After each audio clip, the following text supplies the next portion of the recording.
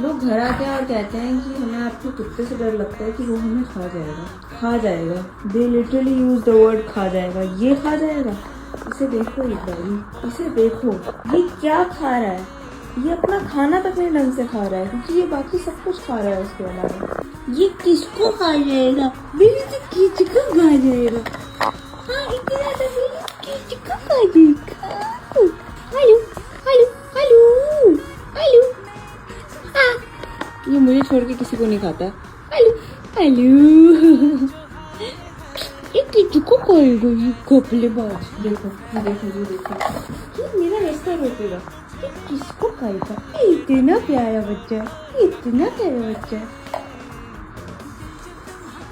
ये देखो इसकी हरकतें देखो। अच्छा आलू आलू,